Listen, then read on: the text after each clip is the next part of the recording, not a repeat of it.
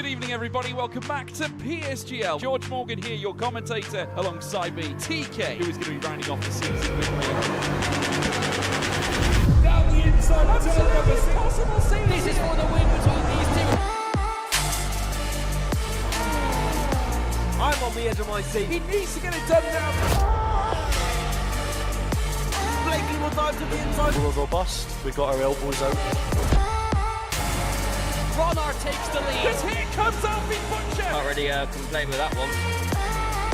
It's not going to be easy. The pressure is on, of course. Jarno Watmere is your champion.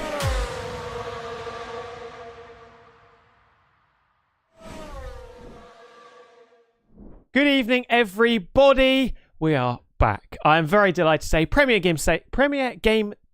Sim Gaming Leagues. That's not a very good start. Back on your screens on a Monday night. The Monday Madness, of course. This is season 41, our second campaign on the F125 game, and this is the PlayStation side of PSGL. I'm very, very excited for this one. We are back. We've got a new calendar. We've got some absolute bangers coming up over the next 13 weeks or so, and quite a lot of new drivers. So plenty of new storylines to sink your teeth into that will be coming up, of course, in the not too distant future. But first of all, you can see it above our heads. Comms Corner. Let's have a discussion first of all. Let's have some idle chit-chat. Myself, Tom Wilkinson, take you through the action once again, and I'm delighted to say your favourite Scotsman is back on your screens. Otaku Logan is here. Logan, hello. How are you doing, my friend? I am doing great. I am so glad to be back full time. I do apologise for being away. I've been busy, during the season. So it's great to be back, of course, and to do the prestige tier, as you can say, of Premier Sim Gaming Leagues. This is where the big names got onto the platform. You're talking Jarno Watmere, Big C, of course, the man at the top, Wilson Hughes, and yes, even for a couple races, Formula One podium sitter Isaac Hadger. Yes, he was in it in about season 26, but still, well, there's something to brag about for us. We were once host to a current Formula One driver. Nice bit of lore there. And we've got so much history, haven't we, on the PlayStation side of PSGL. But season 41, there has been quite a lot of turnover. And we should get into some of the admin. First of all, kicking things off with your lineups for this season. There will be some familiar names in there and some that you might not have seen too often in the Premier Sim Gaming League's tier number 1. You can see the name right at the very top, Alex Loafer. Was third in the championship last season, turned up a lot in the first half of the season, took pole on every single one of his outings.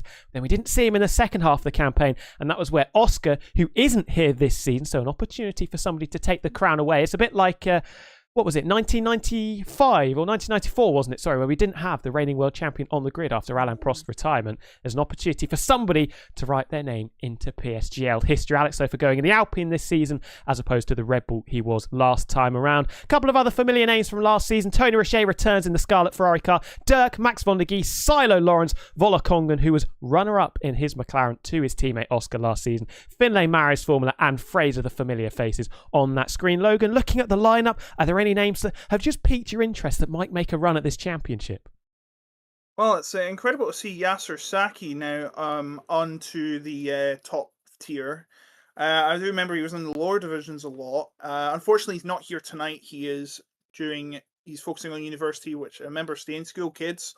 And we've also got some completely new drivers, either I don't recognize or they have just joined PSGL. Looking at Lipox, Giosh, Giosh, but we say it as Josh, and Otsuzito amongst them. We've also got returning drivers such as Matus, who is returned to PSGL after 2 seasons away, according to his X profile. And we've also got, of course, as you know, the drivers that have retained their status, and of course drivers who have got promoted, including Nico, who was a race winner last season, the PSF free champion 2 seasons ago. Max van de Geest, of course, the F2 champion. They're all trying to compete with the likes of Volokongen, who is the leading driver in terms of the current field, because of course the Oscar's gone to win that Formula One. Oh no, wait, that's a different Oscar. As you know, he is the leading driver. Finley, who won the PSF2 season in season 39, which got him promoted to this division. I do believe I was commentating division. I can't remember, but yes, I remember him very well. A lot of drivers here and a lot to play for, of course. The oldest lasting championship at stake, going back to the very start of the PSGL, back when I believe the F1 games were starting to be a thing on Codemasters. We don't talk about the Wii game from 2009, please, no. It was a bit of fun, though, wasn't it? So lots of turnover and opportunities. Alex Lofer, you'd imagine, will definitely go in as favourite, considering the one-lap pace that he showed. But Volokongen was a fighter and kept the championship going right until the last gasp. So here's one to look out for as well. Moving from the standings, we need to take a look at the calendar as well, because we've got some classics for you to get stuck into over the next 11 or so weeks, kicking off in what I think is the perfect way to start off a Formula One season. Albert Park, Australia. We are back there for 2025 season opener in real life. We're starting season 41 in Australia down under, and then in a week's time we cross the globe back into Europe for Spa before the circuit of the Americas, and then we go to our first of 2 break weeks. Obviously we'll have Christmas in and around this season that we'll have to deal with, so there will be a little bit of a break mid-season. After that, though, they're thrown right into the deep end. A week off, then go and drive around Monte Carlo, lads. Have a bit of fun there. Austria follows that, then comes Canada, Silverstone, and then for PlayStation we have a break week there, and then we'll be back on the 5th of January for the Autodromo Hermanos Rodriguez at Mexico City, the race that we saw 24 hours ago that Lando Norris absolutely dominated, and that is a quartet that will lead us charging towards the end of season 41. Mexico, Saudi Arabia, Brazil, and Abu Dhabi to round us off for season 41. Feels just like the real season, except with, of course, Belgium and Texas near the start and Jeddah near the end. But I think Jeddah would be better later in the season, in my opinion. But anyway, we got it here later in the season. Of course, tonight it all starts. It feels like it's going to be a long season, even though it's just 11 weeks. Well, actually 14 with the free break weeks, but still 11. Australia starting us off has always been a classic starter, probably a well-fitted starter for any season, whether it be real or game Formula One, of course. I know people want Adelaide back, but that will never happen because logistically it's just too challenging. But Melbourne is a fantastic city. It's full of energy, full of sport, of course. The AFL being home to numerous teams, it is where it all began. It was originally the Victoria Football League for a reason. Amongst other things, of course, tennis. Can't forget the tennis. No, of course not. Cannot forget the tennis at all. And yeah, you see there's some legendary circuits. You've spoken about Albert Park being one of them. Spa, incredible circuit. COTA has become a bit of a modern classic as well, it has to be said. Monaco's in there. Canada, Silverstone, Mexico's got so much history. Brazil, I've got a picture of it behind me. You can't see it at the moment, of course, but in my opinion, the circuit of Interlagos, the best racing circuit in the entire world. And then Abu Dhabi, which has become, of course, the traditional season ender in the modern era of Formula One. So lots to be excited about.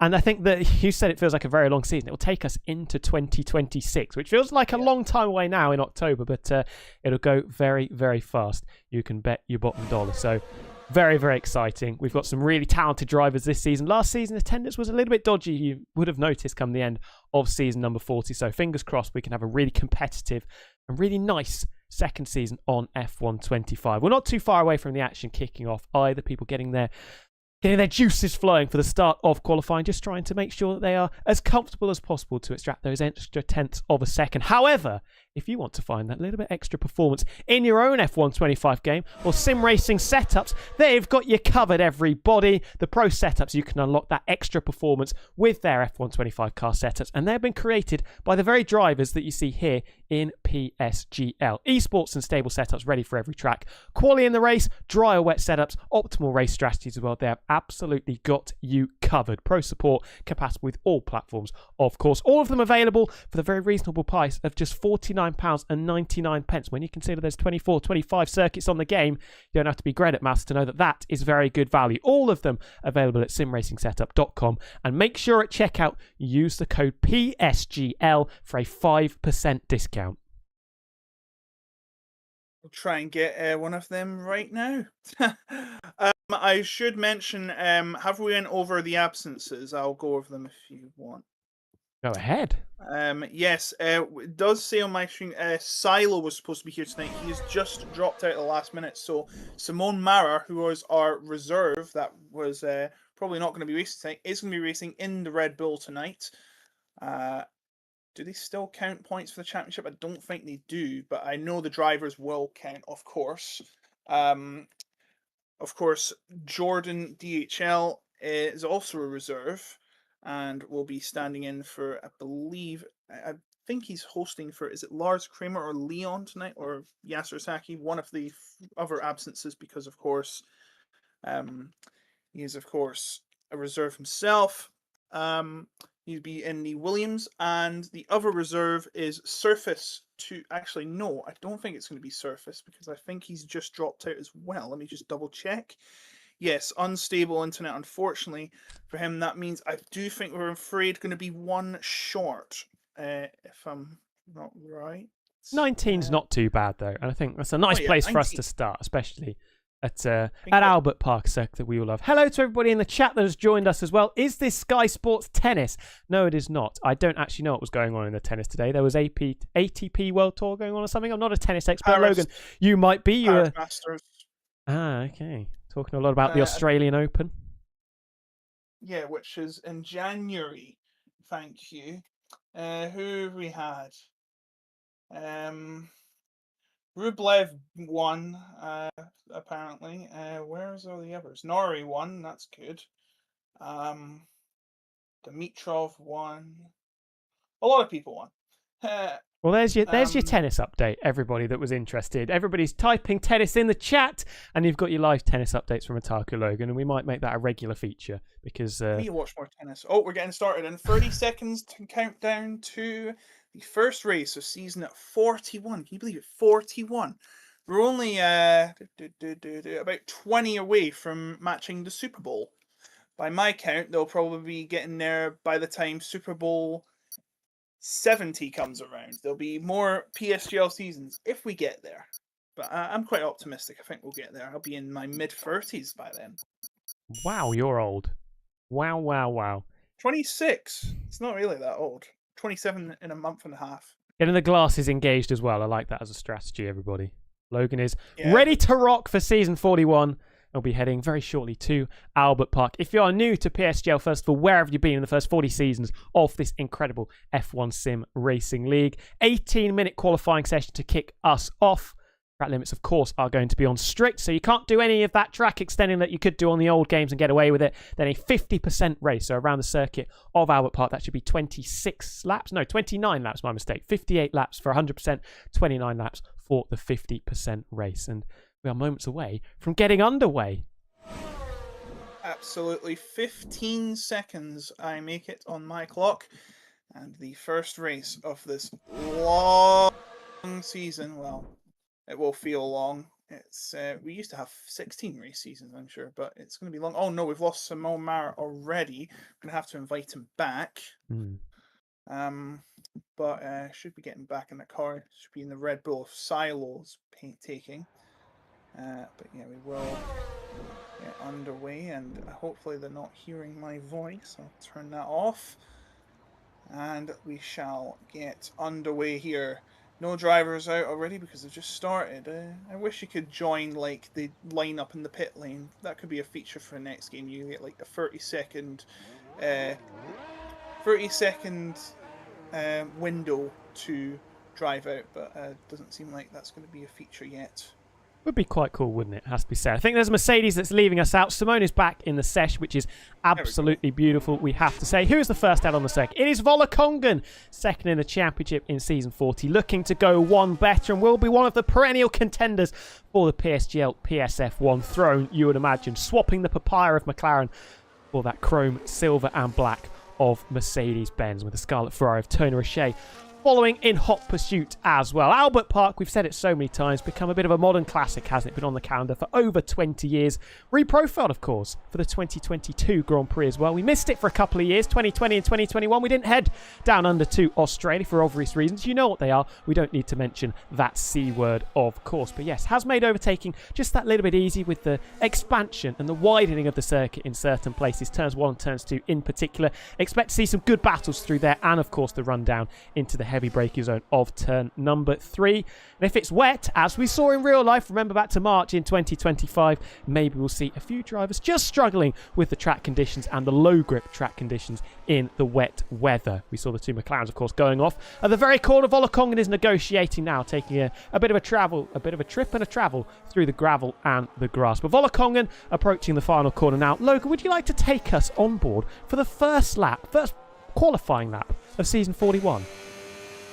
Yes, I shall. So here we go, down the long stretch into the first 2 corners. You take a right and then you take a long ref, moderate braking, heading down to another DRS zone, which will head you into the car park after this braking zone right here.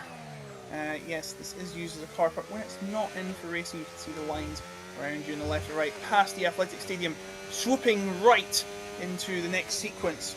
It is a bit of a bendy straight, this one, and then a corner that was reprofiled in 2022, a little braking and then swooping right into the long stretch of curves here, DRS zone as well. I do believe, yep, there are 4 DRS zones on this track, which must be a record, I have to say, before the famous turns that are turn 11 and 12, before then closing up to turn 13, one of the sharper right angle corners on this track. Be careful, you got to judge this right. If you don't, you're going to head into the gravel, and then around to turn 14 and the final 2 turns. Again, judge it right, or you're going to be on the grass or in the wall if it's turn 16. And on the DRS goes, flats open, and across the line it will be a 1:14.958. That is the benchmark set by Volakongen, the runner-up from last season. It's immediately overtaken by Tony Ritchie,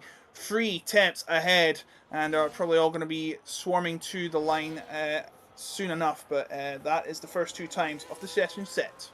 Takes a sledgehammer to it and knocks 0.3 of a second off Volakongen's benchmark. Here's the sister Silver Arrow of Finlay negotiating the final few corners. Foot flat to the floor through turn 14 of Stewart. Then heavy braking. Got to get the car rotated nicely through 15. Then be very delicate with the loud pedal through the final corner. DRS flap is open. The 2 Williams slot into 2nd and 3rd. Mateus into 5th. What can Finlay do? He's onto the front row. 23 milliseconds clear of the first of those Williams cars, and now displaced off the front row by Mario's Formula, who is 1 millisecond down on Tony Roche's benchmark. Here is the qualifying king from last season, Alex Lofer, an invalidated 14.3. That is some serious wheels. Shame that he exceeded track limits around this, so he's going to have to recharge the battery and potentially wait to go again if he's got enough fuel on board that pink and blue Alpine car. 9 laps on the board so far, make that 10 as the other Alpine of Ivan jumps up into 3rd place. Got to be in the mid to low 14s, you would imagine, if you're going to be inside the top 5, you would expect. Still waiting for the 2 RBs out there, 2 drivers we are very familiar with, of course. But Tony Roche setting down a very, very decent benchmark. But Marius Formula right up there with the Scarlet Ferrari car. 1,000 at the top, as T-Dub said. It is fine margins here at Melbourne, as the top driver Tony Ritchie has pit. Any more times coming in? Let's see. Simon Mara has started a lap. Lawrence is invalid. Van de Geest, our champion from another league, that is F2, of course, starting his lap. Got the DRS inflow coming through around the lake section. I love this part. It just looks so gorgeous on camera. And through the chicane, nice and clean, before heading to the right angle. And there's just ignore the yellow flags, folks. That would usually be because there are slow drivers. It shouldn't be a white flag. not NASCAR's final lap, obviously. The white flag to indicate slow-moving vehicle. Or is it blue flag? Did they use blue flag in qualifying? Reminds me. But he unfortunately not happy that lap, deciding to pit. I think actually, yeah, he's on one lap also. I think it wouldn't have made much difference. But we have 12 times on the board so far. Maybe 13 if Simone Mara completes this lap. Going around the final few corners, a massive slide out of the third to last turn, turn 14. And then to the final corner, which of course Schumacher crashed into the last race he had here for Ferrari. But he gets on the board, middle of the pack, P10 for Simone Mara, the reserve. 15 flat though, so definitely some time that needs to be found for that Red Bull racing car. Fraser, Max von der Gies, Dirk, Lawrence, Ottozito and Alex Lofer yet to get a time on the board. The Ferrari is negotiating the final few corners though, very close to the track limits there, coming through 14. Playing with fire, you could say, is that scarlet red Ferrari car. Hopefully nobody's going to roll out the red carpet for them in the race. Round the final corner we go, foot flat to the floor, just pulling gears up to the line now, begging for it to come as quickly as it possibly can. Teammate on provisional pole, but Ottozito nearly half a second down in P10. A lot of drivers in between those two Ferrari cars. Pace to be discovered then for the second Scuderia Ferrari car. Fraser out on a lap time as well. One McLaren and one Ferrari doing strongly. The others not so much, and Fraser has invalidated on his first attempt in the session. You would not be surprised to see him diving into the pit lane to get a fresh set of boots on. Nearly halfway through the session, Tony Richet and Marius Formula. Start as you mean to go on. We want it to be close. It is close. 1,000th of a second separating first and second. The favourite Alex Lofer still yet to get a time on the board. Oh yeah, time on the board, that is true, but of course we've got quite a while to go. I'd make it 10 minutes, 9 minutes, can't see because of the yellow flag, 10.5 minutes, there we go. So a bit of a wind down for all these drivers, well except Ottozito, which is coming through the right hander turn 13. And again, ignore the yellow flags, that's just one of the drivers going slow. Also Zito, relatively new to this, I believe. Correct me if I'm wrong, but I haven't seen him in PSGL before. It says here he just joined the server this month, so that may be a reason why. Of course, they all went through the time trials, which will determine new drivers' eligibility for tiers. And it looks like Lucky Otzozito managed to set a good enough time or times in these sessions to get into the top division. It's not like Formula 1 where you basically have to work your way up. It's basically show up, and if you're really fast, you can compete with the best. Anyone can play and anyone can win. 100%. So many opportunities for drivers. Here comes Volokongan up to the line. Finds a little bit of an improvement. Jumps up a couple of places inside the top 5 there, just ahead of teammate Finlay. Nico in the Williams also on a flying lap. Just been bumped outside of the top 5. A member of the 1 minute 14.8 club, but is up by 700ths of a second through the first sector. Tony Richet has just started his second flying lap of this session as well. And we'll wait to see if that Ferrari can lower the benchmark. The two RBs need to get their skates on. Dirk is invalidated once again. Just struggling to get to grips with this Albert Park circuit in the early stages. Max von der Gies has still got this lap time going, but needs to get his skates on a little bit as well, because not tracking perfectly, it has to be said, the reigning F2 champion, of course. And there is a history of F2 drivers jumping up into F1 and doing very, very well for themselves. Total commitment through the final corner from Max von der Gies, chasing that line now. Will it be in the 14s or the 15s? 14.9, good final sector. Jumps just up inside the top 10. We return to Nico now, who's just behind, still up by 700ths of a second. Should gain him a couple of places, and does. That is P3 for Nico. Williams now sandwiching the two Mercedes with an Alpine nestled in there as well. So now the times are really starting to get closer to the top. Of course, we've got Ivan Iskri coming pretty much a 10th within P1, but only down there in P4 as drivers starting their second laps as well. How is Tony Ritchie going? He's invalidated, but Marios has improved by 2 thousandths. So he, instead of being ahead of a thousandth, behind by a thousandth, he could be ahead by a thousandth, but an even more improvement in Sector 2, so it might be even bigger now. How is he going to fare in these final few corners? If he keeps it just right, he'll be fine. That's a very nice exit into turn 13. Around the final few now. Lovely stuff. But can he translate it into pole position for now? It's looking very good.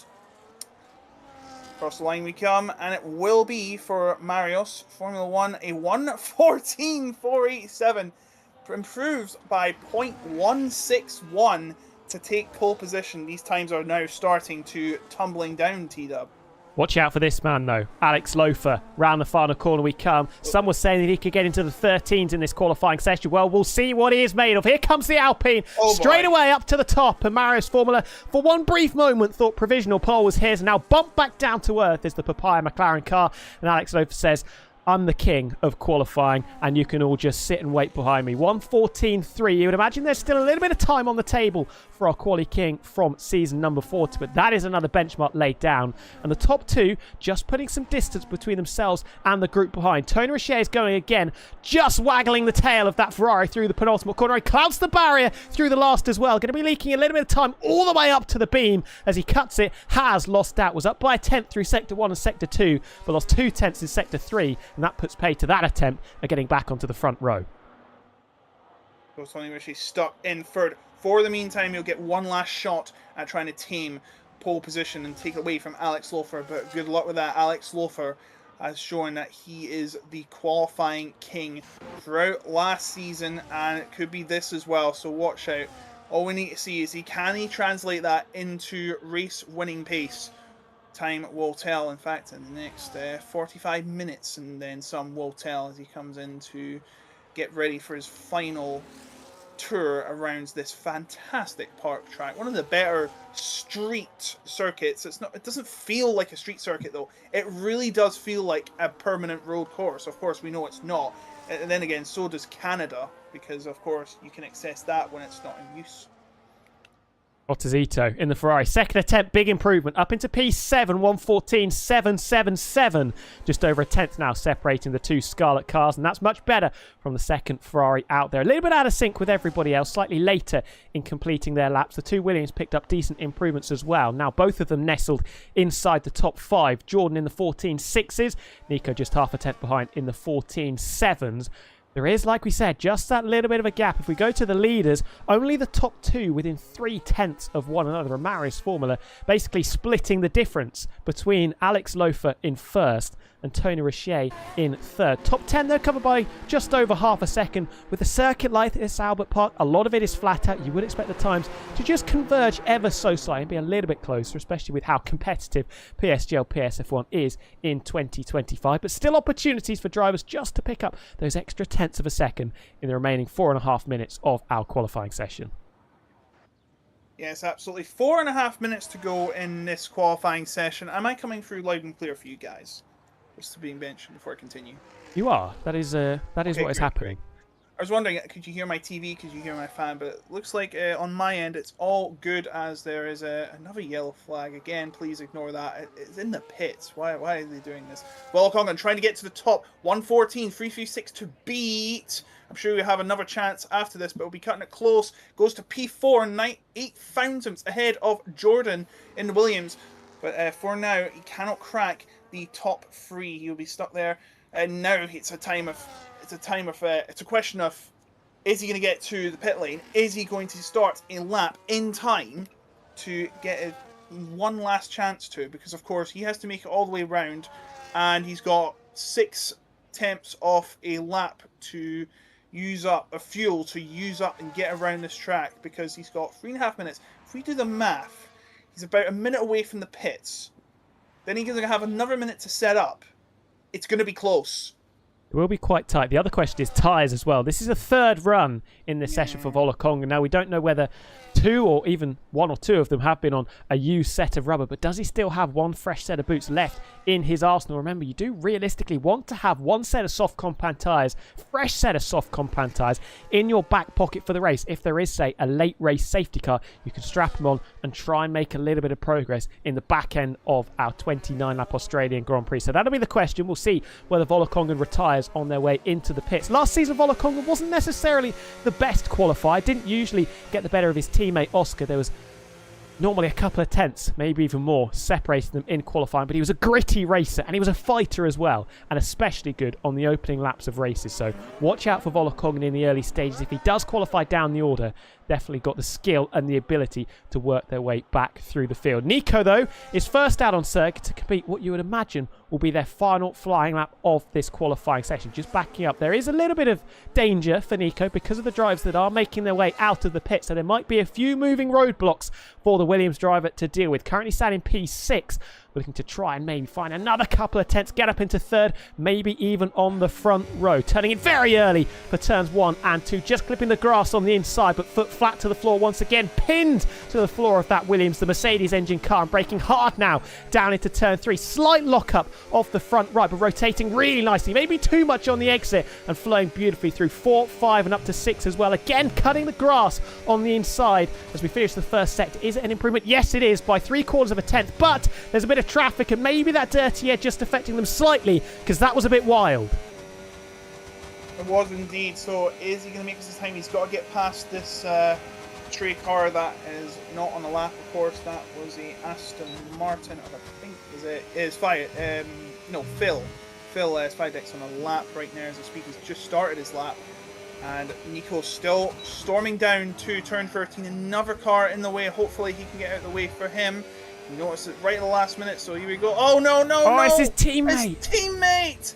Jordan has hampered his chance, and he will be kicking himself at what's just happened there. It's the worst time. There was so much traffic as well. It was almost impossible for him to find the best option to go for, and he's stopped on the track now, and he's going to have to set one more lap. Is he going to have a chance? No, he's not going to set a lap, which is really unfortunate for Nico. He'll probably be having words with his teammate in the garage when the session's done and dusted, but that is very unfortunate for Nico. That is the price they pay, unfortunately, for going at the time he went. I see what he was trying to do, try and set an early benchmark, get it out of the way, but unfortunately, he will have no chance of doing that because he was impeded by his teammate and he has no time left to set a time. So drivers coming through. I do believe everyone will get a chance to set one final lap. Tony Richet into the wall again through the final corner. Was up by a little bit, does improve, but stays third fastest only. Disappointment because there's a little bit of time left on the table. You would imagine Alex Lofer and Marius Formula both completing the first sector, both up through the first sector as Lawrence has retired, as has Mateus. There's been some collision, on the pit straight. Yeah, they've crashed in the pit straight. We do apologise for this. Odds Zito, by the way, up into P4. Another good improvement for that second Ferrari car. Nice. Marius Formula up by over a tenth as well. This is going to be tight. Alex Lofer could be under the cosh here as we approach the final sector for both cars. It'll be the McLaren that cuts the beam first. Checkered flag is out. Simone 10th finished. Lepox 11th finished. Jordan finished as well. Impeded his teammate and doesn't improve on the final flying lap. Marius Formula rounds the final corner. Needs to find a tenth and a half. Begging for the line to come as quickly as it possibly can. Is it Papaya on top? For the moment it is by a third of a second, but Alex Lofer is down through the first couple of sectors, but our Quali King nails the final sector and steals it back. It's a buzzer beater from Alex Lofer. Max von der Geest, brilliant lap up into P3, but it's Alex Lofer once again, different season, same story. He's on pole position. Yeah, Tony Ritchie's invalidated. Volkongens went in the pits, and even S Creeks takes fourth place from Tony Ritchie right at the end, bumping the Ferraris down to the third row for now, and I think, yes, it will be because the session is now over. So that means Alex Lofer is your pole sitter ahead of Marius on the front row. So, quite a crazy end to that session in terms of timing, but what a time. That seemed like it was an F-Zero, which is not the Nintendo game. Don't sue us. Not the Nintendo game. There's your final running order for qualifying. The gap pretty much stayed the same between Alex Lofer and Marius Formula, but he had to pull his fingernails out, Alex, in that final sector. Brilliant sector 3 to take pole from underneath the grasp of Marius Formula. Max von der Geest, Ivan and Tony Richet, your top 5. Ottozito, Volokongen, Jordan, Nico, and Finlay, the top 10. Covered by 5.5 tenths of a second. It seems like a real qualifying gaps here. Of course, it's just the first race of the season. They're all going to be in fresh water for the start of the season, but I'm sure they'll get much closer coming towards the later stages of the season. because of course it is really tough around this track, especially when you've been away for a few weeks. Are we going to be starting this, by the way, without restart and rehash? I think Yes. we are. So, if Thank you goodness. were watching PSGL at the end of F1 24, we had collisions turned off, which meant we did have to have a lobby restart between qualifying and the race. Since we've gone on to F1 25, it was fine for Season 40. We didn't need a restart in between. And once again, for Season 41, we shouldn't be having a restart in between qualifying and the race, which means, of course, the soft tyres, they don't get them back in their arsenal as they did in previous campaigns. So, like we saw Volokong maybe not doing, have to try and look after those soft tyres, treat them like gold dust effectively, because you want them in your back pocket if you need them come the end of the Grand Prix. Yes, of course. It's very important we do get them. So we are seeing the lovely improved pit lane. I do believe it was improved for the 2022 race. Correct me if I'm wrong. Of course, it meant that the speed limit was increased from 60 to 80 kilometers per hour. I know what you Americans are saying. WTF is a kilometer. Yeah, it's very funny and all, but no, seriously. Yeah, because if the pit lane is not wide enough up to FIA regulation, it has to be 60. I think it's 60 anyway for at Silverstone, and it might be because, of course, the pit lane. Don't mention that Yarnawattmere Strat, of course, which got struck down on, because I can see why they did it, but it was very controversial. But yes, lovely pit lane as well. Great views of the track if you're up the top for the Paddock Club. Kind of like the Valencia one they have, because there's no grandstand opposite the start-finish line. It's all around the exterior of the track. The Ricardo Tormo, not the street circuit, which is now abandoned. Rest in peace, the Valencia Formula 1 circuit. Gone but not forgotten. And for some drivers, they'll be hoping they can forget about that qualifying session. But as we head into the race, a new dawn, a new day, effectively. 29 laps for them to try and do some damage and recover from what could have been a poor qualifying session. Not the shortest run down to turn number 1, but equally not the longest either.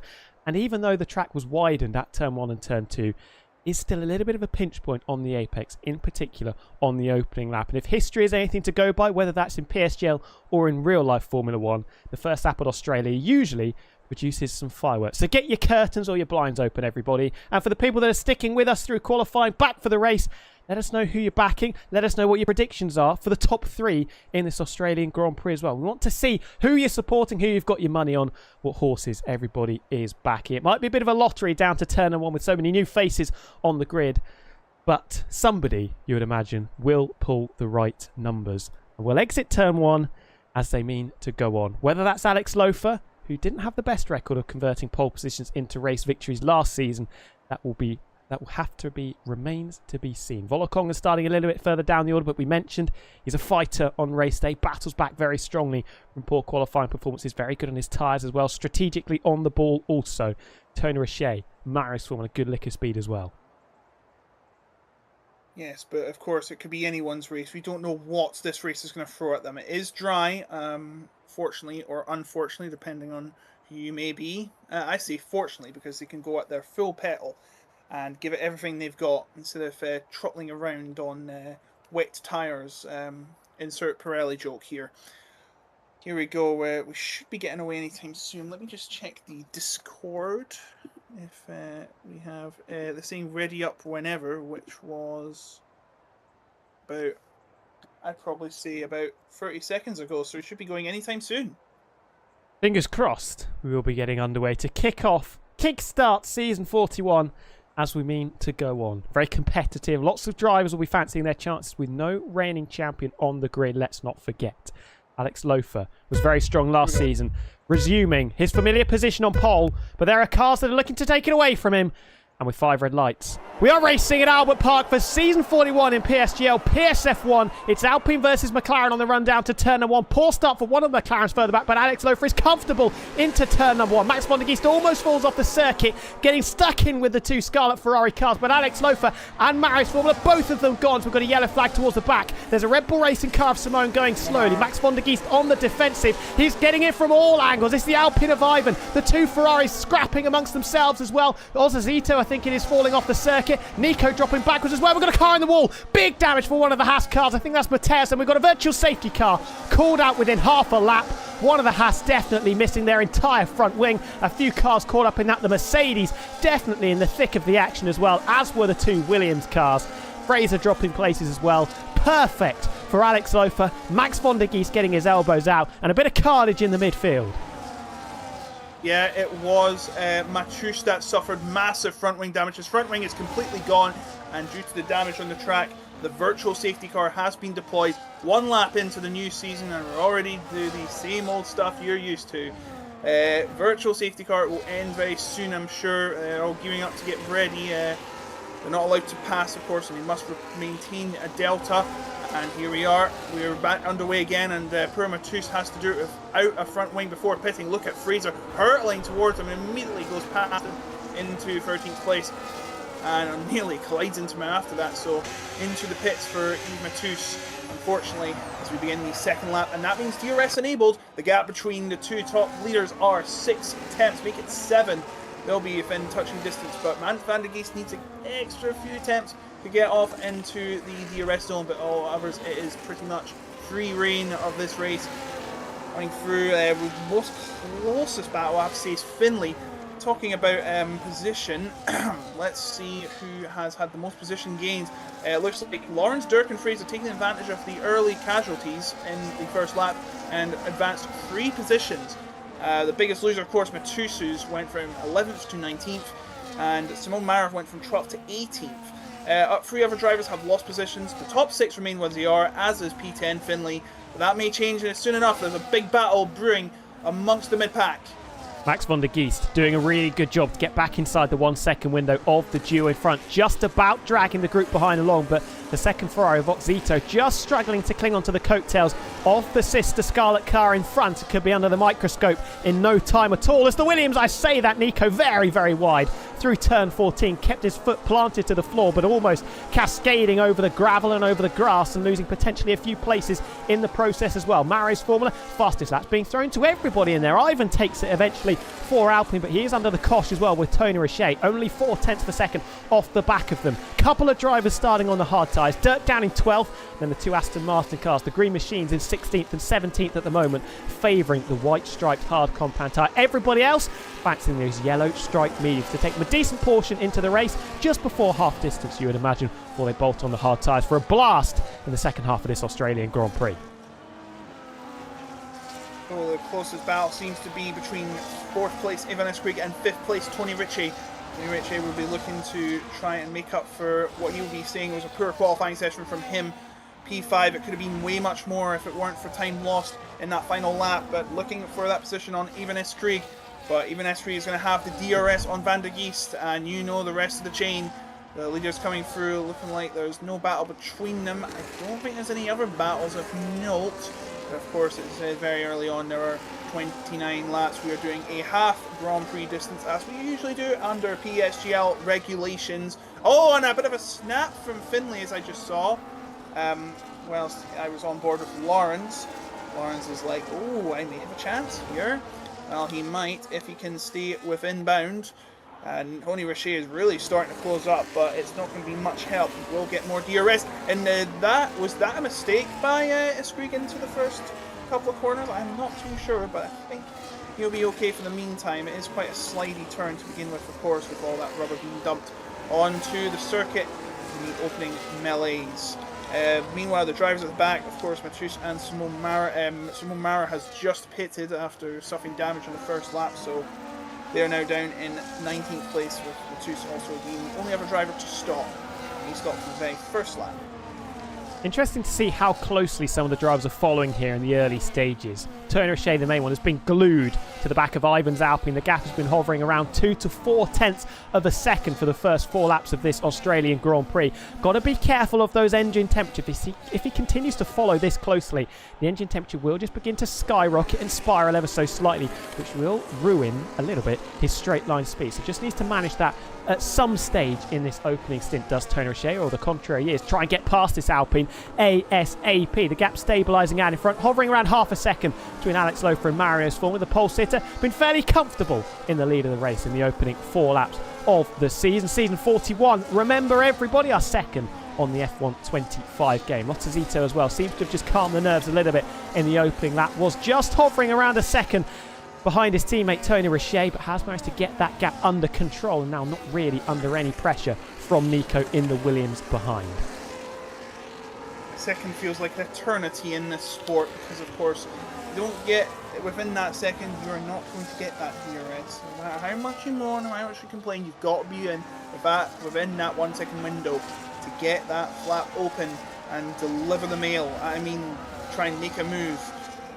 Through they come then for the 5th lap around the lake, and it looks like Maris is trying to shrug off Max van der Geest, who was close earlier, but it looks like that has been caved and he's getting closer to Alex Lofer, Mr. Saturday. Well, I'd say Mr. Saturday, but it is Monday.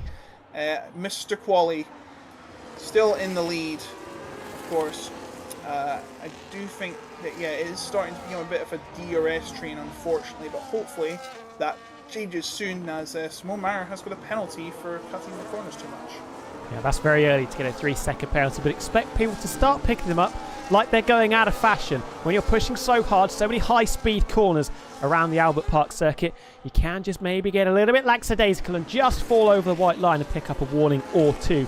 If you get a couple of early warnings, you will be treading on eggshells the remainder of this 50% race. So Simone at the back as well, not really under any pressure. Bit of a lazy 3-second penalty to pick up. Would not be surprised if that maybe extends to 6 come the end of this race. Battle going on just inside the top 10. Lawrence dances around the outside of Finlay and pushes that Mercedes outside of the points paying positions. Finlay had a look back up the inside through turn number 4, but not really a regulation overtaking point, and that is a clinical move from the Red Bull Racing car of Lawrence and up inside the points for the first time. Great move. He didn't unfortunately score much last season, but he's looking to change that this season. He's already got that first point on the board. Let's see if he can close up to Jordan and get up the order. Now, Dirt is going to be behind Finlay, the 2 SCI stable drivers, and that's a mistake from Dirt. That's not going to do him any favours. He is on the hard tyres. What have you just spotted? It was Finlay pretty much perpendicular to the circuit, and he almost timed it to perfection there. It was Dirk having that wobble on the entry into turn 11, then on the exit of 12, Finlay having a bit of a Code Brown moment there and almost dropping it into the wall on the right-hand side, but catching the slide and continuing to soldier on. Tony Richet, by the way, is in the pits. Wow, wow, wow. That is very early for the Scarlet Ferrari car. So that would indicate maybe it's a 2-stop race for some drivers in this field. 22 laps is a long old stint to complete on a set of the hard compound tyres. But Tony Richet, frustrated, sat in behind the Alpine of Ivan. Has left his teammate a little bit exposed as well. 1.3 off the back of the Alpine. Tony Richet pulling the punches early on, though. Yeah, and he's going to jump out behind the battling trio of the 2 Aston Martins and Josh in the Sauber, the lone Sauber tonight. The other Sauber, unfortunately, absent. I do believe the other driver was... Is it? I can't actually remember. I didn't mark it down. But they're not here tonight, so it's just Josh, and he is battling with the Aston Martins. Phil and Josh are battling into the first corner. And Josh was pushed wide, and now he has to deal with Fire Deck into turn 11 and 12. There could be a move on here, but I don't think he's going to get it. Not yet, anyways. We'll see what happens after this. And this is, well, Tony Richet is down 11 seconds. We're about to say might help him, but it's not. As Fire Deck going to jump in to 15th position, and now the Aston Martins are 14th and 15th. Is it getting closer up there, T-Dub, at the top? A little bit. We have got that separation and reacting to the punch pulled on the previous lap by Tony Richet. It's the Williams, and Nico almost drops it, heading down pit road. The other Ferrari into the pit lane as well. But it's a 10-second penalty. There was definitely contact, like you say. And Ottazito missing half of his front wing. Calamitous on the run into the pit lane. They did swap places on the run into turn 11. Courtesy of Tony Richet jumping into the pits, left his teammate exposed. And that is not good news at all. Tony Richet powering down the straight, has managed to undercut that Williams and get the track position over Nico, but that is going to be frustrating for all parties involved. Yeah, and if he pits, they will not be able to remove that penalty. I do think that was a bit harsh on Nico. Ottazito ran right into the back of him and thus has had to get another front wing as a result, and they were good to react, the Ferrari mechanics, as he came in, so it did cost him a lot of time, and that is why he's now 8 seconds behind Nico. Yeah, I think if he doesn't pit again, he will have that pit stop disputed, and that 10 seconds could be removed. But remember, the rules are if you choose to pit again, you must serve the penalty. It is not optional. As I've just seen this fire deck get past Leapox, the newcomer, into 12th place. So great drive from fire deck on these hard tyres. Our tyre's definitely starting to sing a very lovely tune because Dirk, coming on really strongly here in the last couple of laps, has disposed of Finlay. Both of them had the DRS, but Dirk had the confidence to take it a lot faster through 6 and 7, and then blast with the DRS through the kinks of 8, 9 and 10 and take 8th place off the hands of the Silver Arrow. Volokongen is now the driver that's a little bit exposed in P5. 2.5 seconds the gap between himself and the Alpine of Ivan in front. And that quartet just starting ever so slightly to move away from this chasing peloton behind. Phil in the Aston Martin outside of 1 second of Fraser as well. And we also need to keep a watchful eye out of the progress of those drivers that have made the early stops. The 2 Ferraris and the Williams of Nico. Tony Roche, have to say, tracking very, very nicely. Yes, he's already 6 seconds behind Lipox, and that could be even smaller if he keeps battling with Josh as Lipox. But Tony Roche making great use of these new tyres, this new rubber, and I've got to say that is quite the standard. Tony he's already setting his foot into the ring. He is hat into the ring, I should be saying. It is fantastic from him, but of course, and I've just seen that Fraser's got a penalty, and was there a battle there between Josh and Leapox? I think I missed something. But there is quite a battle brewing in. Yes, Lawrence is battling as well. It's quite a battle in the mid-pack there. Lawrence looking very, very racy. Was ducking and weaving underneath the rear wing of Jordan. He just needs to get his skates up. But look at this. Dirk powering down the main straight as well. Ducking this way and that now behind the Red Bull Racer car. Almost pushing Fraser into the braking zone of turn number 1. You can bet your bottom dollar this is going to continue on the run down into turn number 3. Dirk desperate to pick up as many places as possible. Hard tyres working nicely. Doesn't even need the braking zone of turn 3 before Lawrence is firmly placed in his back pocket. And 7th place is handed on a silver platter to the RB car. That again coming on really, really nicely in the second half of this first stint. And this could be crucial to the race result if these hard tyre runners make a lot of ground. And now Dirk's going to be right behind Jordan. Jordan's going to be a sitting duck through around the late section, and that is an easy move for Dirk in the Racing Bull. And look at this. Is he going to try and strike back? No, he's not, but he's got to be careful because Lawrence is right behind him now.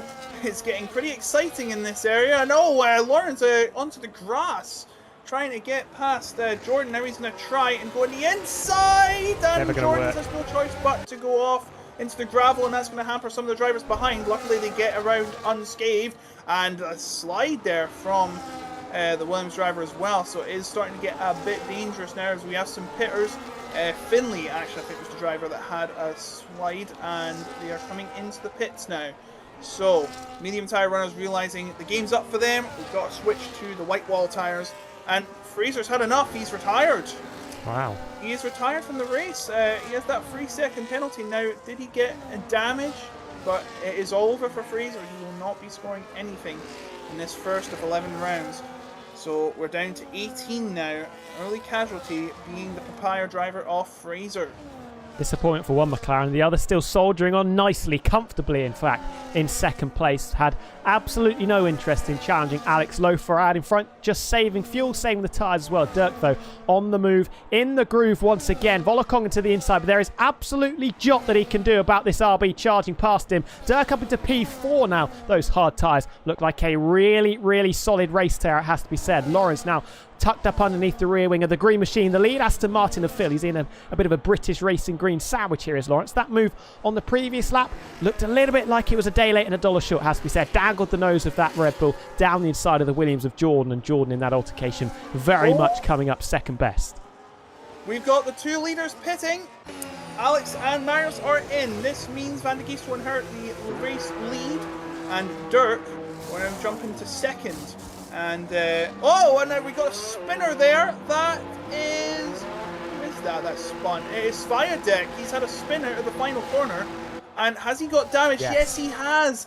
The front wing has been damaged on the right side, and that is very unfortunate. He was looking racy at the back there, of course, on the alternate strategy, but now he has to pit, and this is going to be horrendous for him because now he's going to be forced to do the 2-stop. He's not going to get around the the track in 17 laps of mediums. Oh, he's absolutely struggling. And Nico is going to be right behind him. And he'll have no choice but to concede the position. There is no point battling this. It would get you a black and orange flag in the real world. Not good news for some of the leaders either. Ivan pulled the punch on the previous lap to Alex Lowe from Marius Formula and has managed to undercut the pair of them. Nico as well with the undercut jumping ahead of them, as has the Ferrari of Tony Richet. Pitted very, very early in this race on lap number 6, let's not forget. But he is now the effective race leader. Can he make those hard tyres last until the very end? That remains to be seen, as Wade, with that half a front wing on the Aston Martin, got even less downforce than it does in real life, and just cruising around these final couple of corners, and surely will be making their way into the pits to get that front wing off and fix up that green Aston Martin car. We could be seeing Endstone Civil War coming up very shortly. Alex Lowe cruising up to the back of his teammate Marius Formula in hot pursuit as well, as Volakongan is the next one to make their move in the pit stop phase. Two Enston cars battling for the lead. What year is it? 2005? But anyway, yes, it's great to see the two Alpine drivers up there in the net lead. Well, actually, it's Tony Richet, I think. But remember, he has got a little older hard tyres, so it will all be about endurance for these tyres. The top 3 have yet to pit. I don't think the top 3 will be pitting for a while, but Van de Gies will have to pit soon. He is still in the lead, but you can tell he's struggling around these corners. The Here it tyres comes. look very worn. Alex Lowe round the outside and takes the position from his teammate Ivan. Bumped back down into 7th place, and Alex Lowe, the pole sitter, despite having a wobble there through turn number 12, does pull the move on his teammate. Marius Formula is going to have to hot-foot it after him. Will he think about the move down to turn 13? He's brave on the brakes. Does have a little bit of a love tap as he taps the back of the second Alpine car. Both of them keeping it on the road as Max von der Geest is the next one to make their way down pit road. Marius Formula can't quite follow in the footsteps of Alex Lowe. This is the opportunity for Alex to try and bolt and leave his two rivals very much in his wake. So here we go, Dirk and Phil alone in the lead on the alternate strategy. Dirk was racing past everyone on these newer hard tyres. Well, I say newer hard tyres. They looked like new when he was driving past everyone. They looked like they were on their casual Monday drive. He is leading for the moment until he pits, of course, as well as Phil. You must stop at least once in a Grand Prix, except if it's wet. People have done it in the wet before with no stops. I have once in another league. Didn't do much, though. I finished 7th. But enough about me, and enough about that. We are looking at Tony Richet starting to close up. His race pace is just phenomenal, I have to say. I've commentated on a few races he's done. One time he was a winner by quite a margin. I think it was Singapore, and it wasn't a Ferrari. I think it was F124. And it was just one of the best drives I had seen for a long time. And he's showing that right now because he's starting to close up to Phil.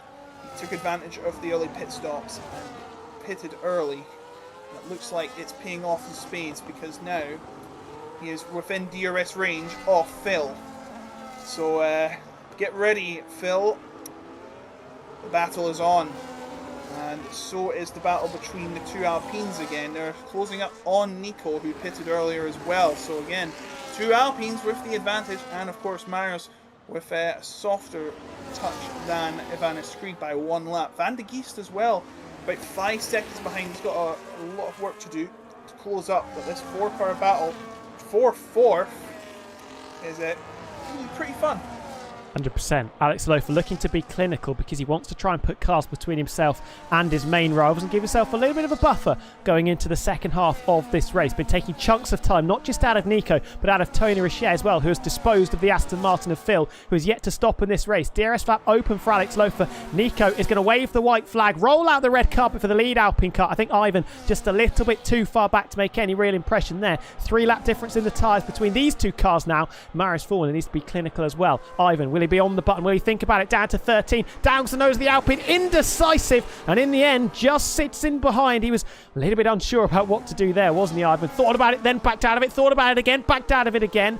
In the end, holding on to 6th position for the time being. But this is allowing Alex Lowe the opportunity to scamper off into the distance and chase after Tony Richet.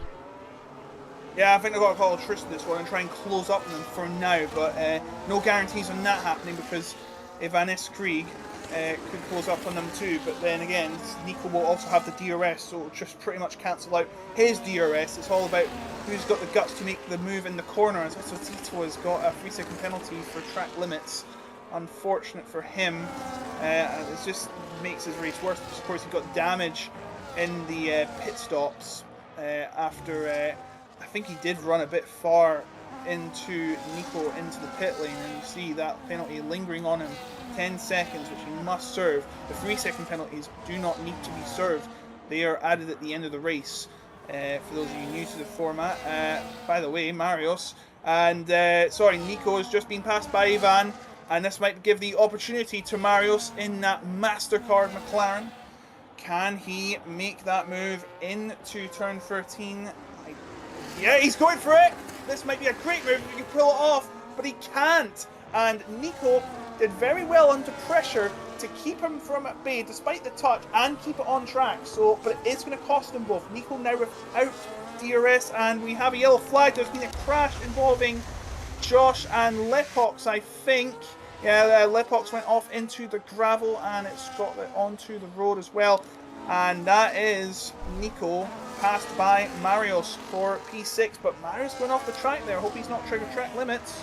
There's now going to be a couple of cars between them again, though, because look, Ivan has managed to follow in the footsteps of his teammate. Clinical from Ivan this time, and Phil now the car between the Alpines and the McLaren. He does seem to have slightly better pace than at least Ivan in this one, but he was just caught between a rock and a hard place. Really well defended around the outside from Nico into 13. It turned out it was unlucky for Marius. It was a late move, couldn't quite make it stick. Tony Richet now just a second and a half up the road for the pole sitter. Dirk continues to soldier on out in front. He is going to lose the race lead as the Ferrari blast around the outside with the helping hand of DRS and a little bit of ERS, you would imagine. And Tony Richet takes the lead of this race. 12 laps to go.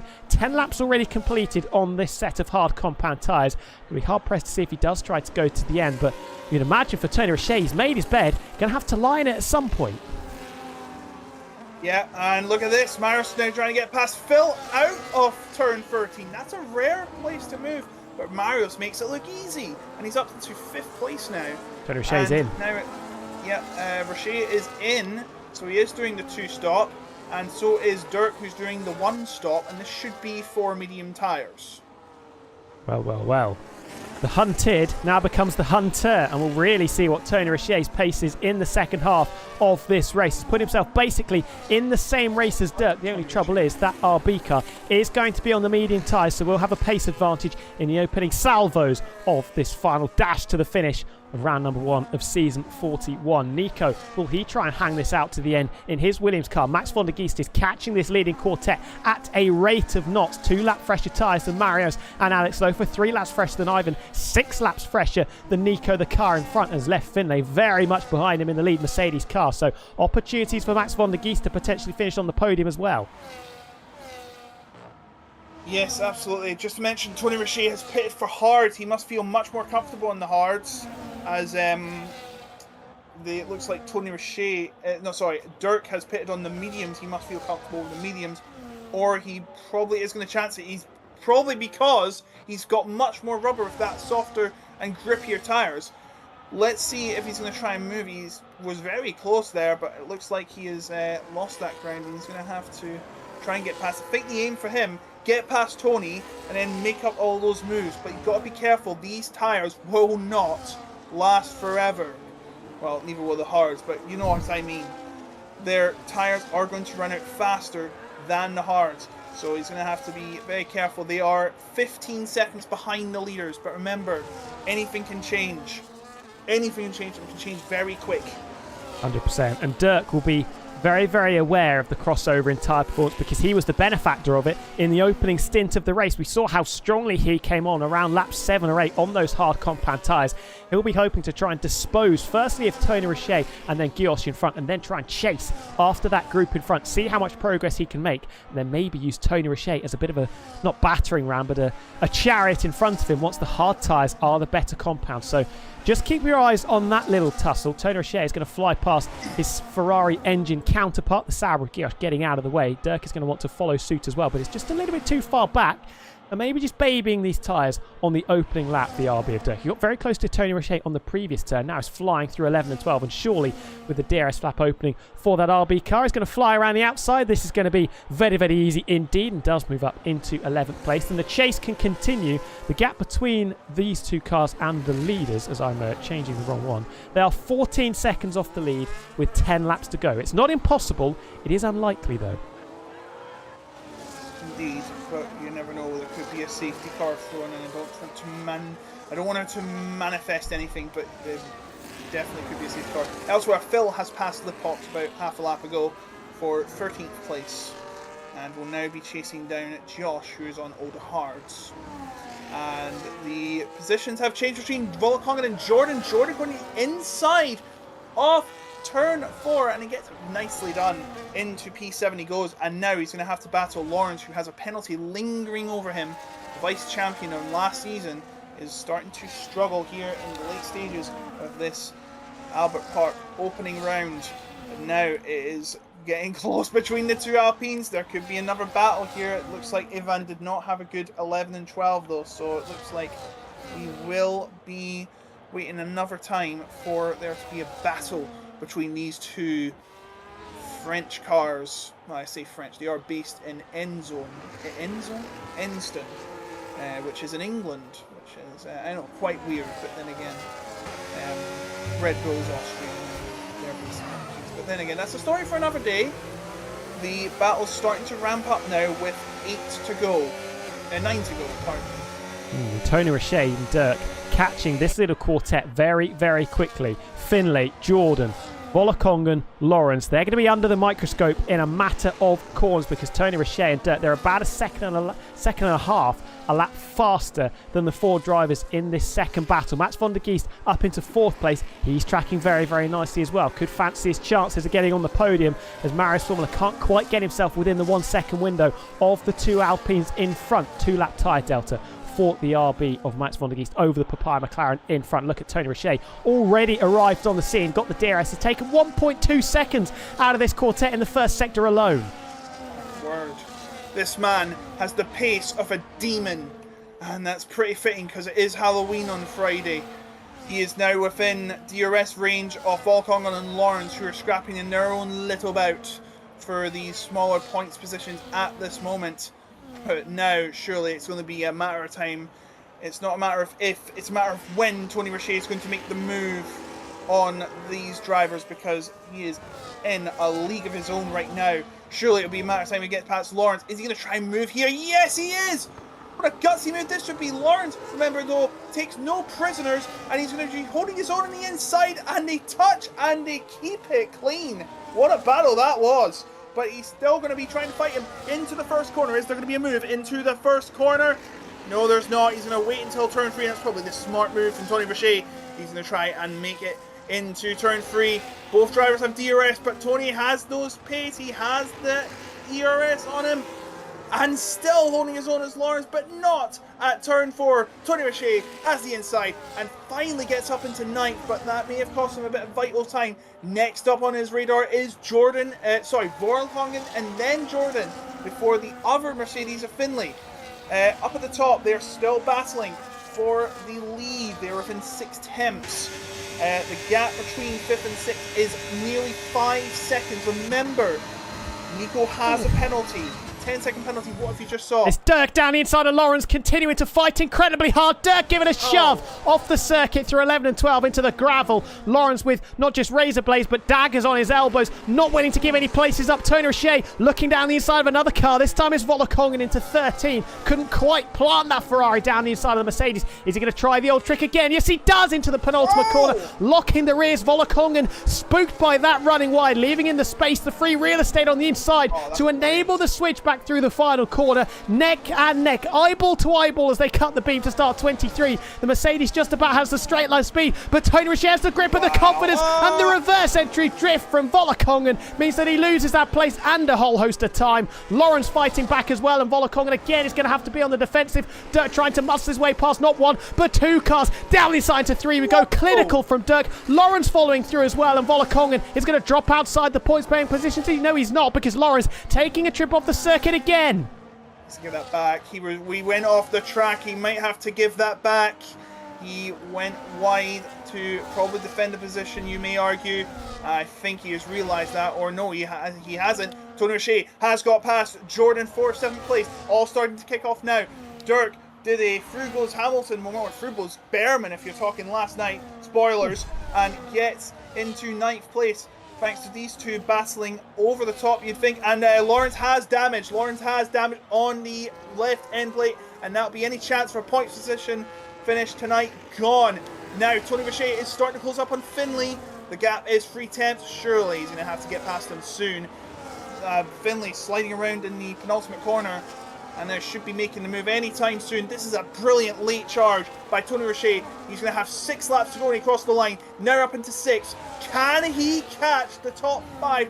It might be a long shot, but it would be incredible. And Lawrence has retired in the pit lane. No! Is he retired on track? Virtual safety car. It says virtual safety car. He's retired on track. He's must have had a crash on track in the final corner. We can't see what happened because, of course, the other cars are there.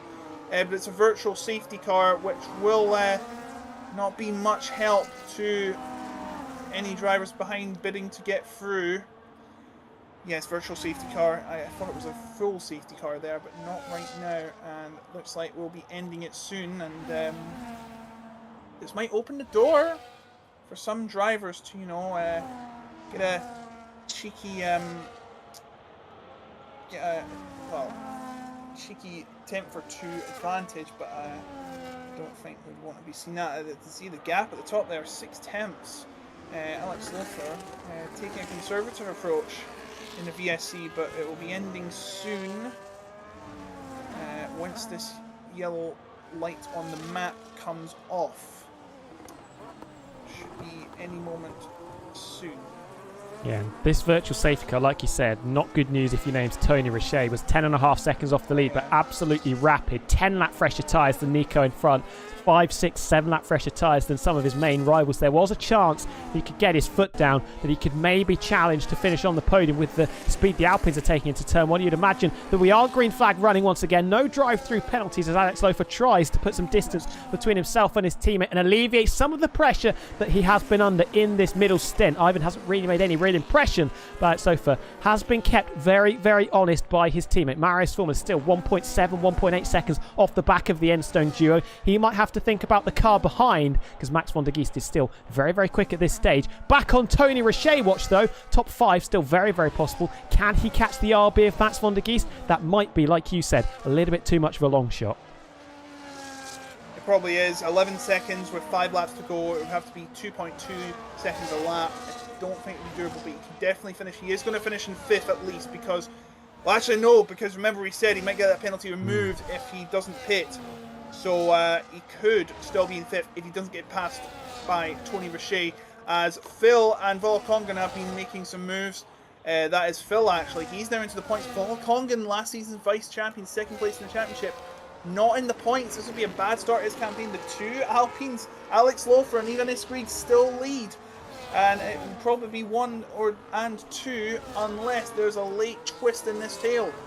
Because now we are approaching the final 4 laps. This will be the last lap a safety car could possibly come out for anyone. So it looks like if we have an incident, it looks like it will not change the race. So now it's going to be on pure raw pace and fighting. This should be an easy move to Tony Richey. He is now 10 seconds away from the leader. The leaders keep fighting, but they haven't really. They get the healthy gap away from each other. Team orders at Alpine, perhaps? Oh no, it's RB and Dirk's off the road. He was trying to dice and tango with Jordan, but fell off the circuit. Got a bit of a bump and run as well and picked up a 3-second penalty for his troubles, and that might put paid to his chances of finishing inside the top 10. Tony Richey this time surely is going to take 5th place on the road. He didn't want it down into turn number 3, does want it on the run through turn 10, and up into turn 11 we go. 5th place now for the Ferrari, but with 3.5 laps to go, 8 seconds, 9, 10 seconds off the lead. Very much too much to overcome, but There is a scrap, not just for the lead, but the final spot on the podium as well. Max von der Geest right tucked up underneath the rear wing of the Papaya McLaren of Maro's Formula. Dirk continuing to sink his teeth into any which driver that he feels he needs to. Jordan Steele, the Williams, sat directly in front of him, and he hasn't managed to find a way past again. Just bottled up behind the silver arrow, the Mercedes of Finlay. Yes, absolutely. As Simone Maras went up to 14th, that will be scoring no points. Dirk does have a penalty, a 3-second penalty, so he may fall out of the points here. So actually, Volkonga might get away with a point, but of course that can be disputed in the steward's office. Tony Richet, I don't think he's going to be making any more advance on 5th place because he's only 5 seconds behind Van der Geest. That battle between Nico has probably ruined a lot of his momentum. Looks like the Alpines have got this under control, bar any last minute craziness. It has been a fantastic drive from Alex Lofer. He seemed unchallenged from the start, and now it's looked like he's going to head to a pole and a win here in the first round of the season. The perfect start.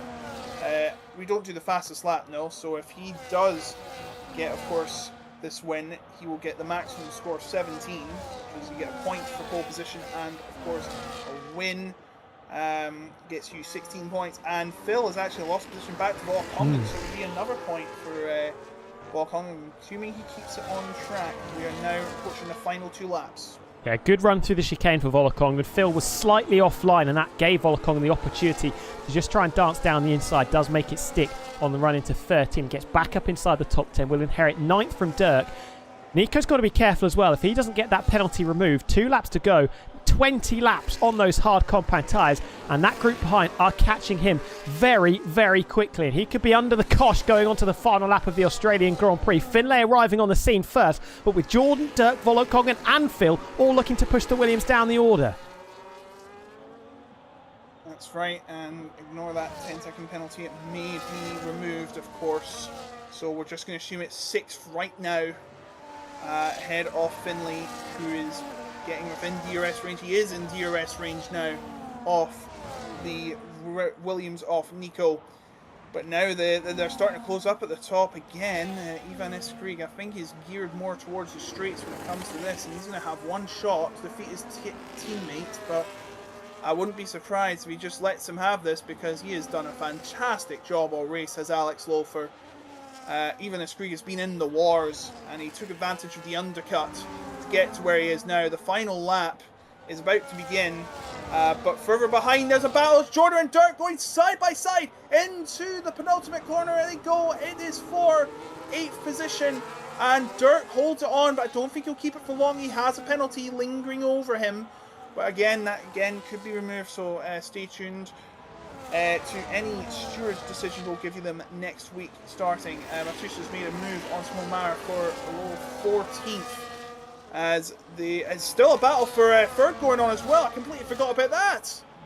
100%. Battles all over the place. Volkonga down the inside of Jordan. Now he was pocket pinched on the previous lap. Now he could be dropping down a further spot. Round the outside, but a lock up of the rears again for Volkonga, struggling with the back end of that Mercedes car. And that puts pay to that assault for the time being. Phil very much in the fray as well. Nico struggling 21 laps on his hard compound tyres. There's so much to play for. Alex Lofer, by the way, has absolutely checked out in the lead of this race. 2 seconds he's now put between himself and his teammate. He was driving with, what, about 75% then for the whole of this Grand Prix. Max von der Geest still fancying his chances, but Finlay's round through the chicane. Into the wall goes the Mercedes. Contact behind as well. Carnage on the last lap. Dirk trying to hold on to places. Here comes Volkonga charging around the outside. 7th place has been handed to him, potentially on a plate. The leader's going to cross the line shortly. Volkonga runs out of space, but it's Alex Lofer cutting the beam. The Quali King has been the artist in Australia and kicks off the season in the perfect fashion. The Jules further back inside the top 10 continue to rage on. Dirk is going to cross the line in P7, but will not keep it. Drag race up to the line with Phil potentially challenging. Jordan for 9th place on the road. He tarts out but can't quite take it. Nico with his penalty on the road is pushed down with the 10 seconds for speeding into the pit lane. Whether that will be removed, it will have to be seen post-race. But it is Alex Lofer, his kryptonite last season, converting pole positions into race victories. And that, my friends, was the perfect start. Controlled the race beautifully and then just put a casual 2.5 seconds on his teammate's head top on lap 29. And that was the opening round of PSGL Season 41. I hope you enjoyed that, folks. A brilliant pole and win from Alex Lofer gives him the maximum docket of 17 points of the 187 available in this championship. It's an Alpine 1-2. I can't believe I just said that. Alpine 1-2 from Alex Lofer and Evanes Krieg, and third place Marius in the McLaren, just phasing off Max van der Geest for that final podium spot. He'll get himself 10 points for his troubles. But yes, Tony Richer does finish in 5th, and he'll probably say it could have been more if the cards fell my way, but he will take the 5th place. He does get the fastest lap. Unfortunately, you don't get points for that anymore. So you see the finish line. Dirk finishes in 9th. That may just be 10th because, of course. By the way, Volokongan finishing 6th. He's down there in 10th or something towards the end of the race. So what a final stint from him, getting up into P6. Unfortunately, Finlay loses out on points. He finishes in 13th, ahead of Matus and Sviadek, who didn't go their way today, and Simon Mara, the last driver to finish. Well, well, well. What a race that was to kick us off. Alex Lofer, dominance personified out in front. Brilliant drive from the pole sitter to become the race winner of round number 1 in Albert Park. And an Alpine 1-2, like you said. Maybe we have a new challenger. Ivan wasn't in PSGL PSF1 last season. Qualified, I think, P4. Going through to take second. Got the strategy perfect. Undercut his teammate. Undercut Mario's formula. Yes, he dropped behind his teammate, but didn't look back and taking a very well-deserved second. And Mario's formula, solid and consistent as ever. Very, very good podium for himself. Ahead of Max van der Geest. You spoke about it before. Reigning F2 champion. Certainly impressed as he stepped up. Yes, he absolutely did. But Alex Lofer seeming like was untouchable today. I don't think he was challenged throughout. Of course, he had to pit and all that. He did lose the lead for the pit stops, but pretty much net, I don't think there was a single challenger to him. It seemed like he was in a league of his own. The battles seemed to happen right at the mid-pack. There was a few lulls in the action, but overall, great battling near the end. And but I do believe there will be some talkings to in the steward's box, most notably for the collision involving Ostosito and Nico in the pits, where I don't think you got it, but I definitely got it on my camera. Ostosito went too deep into the pit lane, and I think he's bumped into the back of Nico, which could have caused his speeding penalty. So that definitely will have a look. Of course, he didn't pit after that, so he will, of course, be having that penalty looked at, I think, by the stewards. If he does report, you have to report the incidents. You don't have the FIA to look at it. Of course, this is a community league, so we'll see if he reports it. I'm sure he will. I think he must have felt something. I would have felt something if I had in that car. Would you? Yes, I mean, the damage that the Ferrari picked up is probably an indicator. Also seeing that in the PSGL PSF1 Discord, there has been a message from Nico saying he expects that to get removed. So that should be 6th place for Nico. Really, really solid effort. What was it? 22 laps on a set of hard compound tyres. Just about held on. Was aided a little bit by the carnage that ensued behind him on the final lap of the race. But very, very well done to the Williams driver. Volokongan battling as well. Battling drive from himself to pick up some decent points.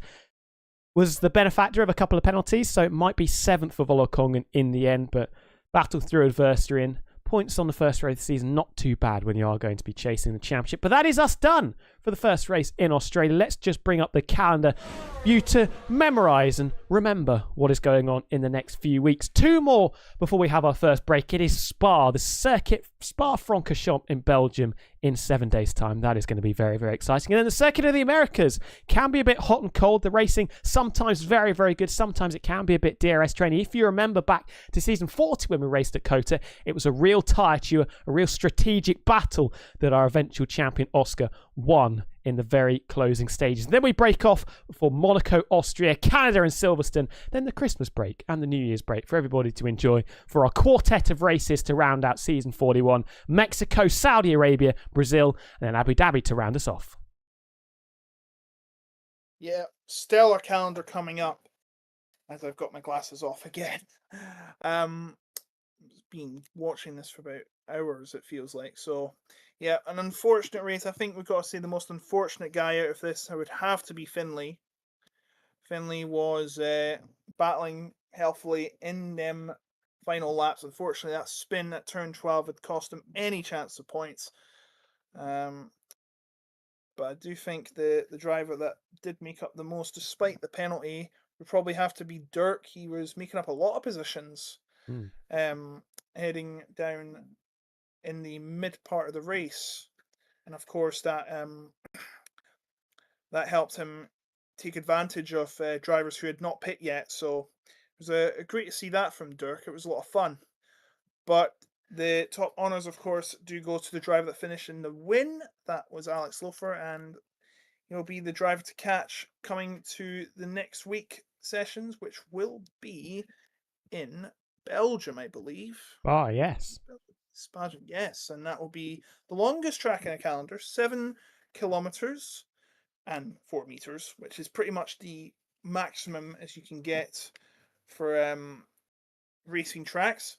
And that should be a lot of fun to watch, of course, because Eau Rouge, Radion, Blanchemont, Bus Stop, all action areas on the track. So can't wait for that. That'll be next week, I believe. I will be, and I think that will be the 3rd of November, yes. So and there will not be much to talk about because there's no F1 race next week, which is sad. But we do have a long season ahead of us. We do indeed. Before we go, a couple of other things to mention as well. If you are looking to try and boost your own performance on F1 25, Sim Racing Setups is the place you want to go. Unlock those extra tenths, maybe even seconds of performance with the Pro F1 25 car setups created by the very drivers you see competing week in, week out at PSGL, esports and stable setups available for every single track, whether it's quali or the race, dry weather or wet weather. They've got you covered. Optimal race strategies for you to get stuck into as well. All of them available for £49.49. 25 tracks, I think, on this year's game. Do the maths. That is pretty decent value. Head over to simracingsetup.com and make sure you use that code there at the bottom, PSGL. That will give you a 5% discount at checkout on your purchase. But thank you, everybody, so much for joining us. If you are still here, of course, pleasure as always to bring PSGL to you on a Monday evening. Before we head off, Logan, anywhere that the people watching can find you on the old social medias if they want to see what you're up to. You can check my channel, Otaku Logan, as it says down there. It's just a row of random stuff. There are a couple of racing videos, but it's mostly random stuff. I do some gaming streams sometimes. I haven't done one in a while. So if you want, just subscribe, but not too much interesting in all honesty. Do you have a YouTube channel, Mr. T-Tub? Well, you can find me either on X, Twitter, or Twitch at TW6, or on TikTok and Instagram, wilco.darts or wilco.coms if you want to see what I'm up to over there. But thank you again for joining us on this Monday evening. Pleasure to bring PSGL, PSF1 to you once again this season. In 7 days' time, we will be heading across the globe from Oceania back to Europe. Spa-Francorchamps, one of the most legendary circuits on the F1 calendar, should be an absolute banger. Maybe some weather in the offing as well. But until then, pleasure as always. We will see you in 7 days' time. From myself and Logan, until then, have a wonderful rest of your evening and rest of your week. Enjoy the PC action taking place in a few days' time. And we will see you very, very soon. Goodbye. Bye.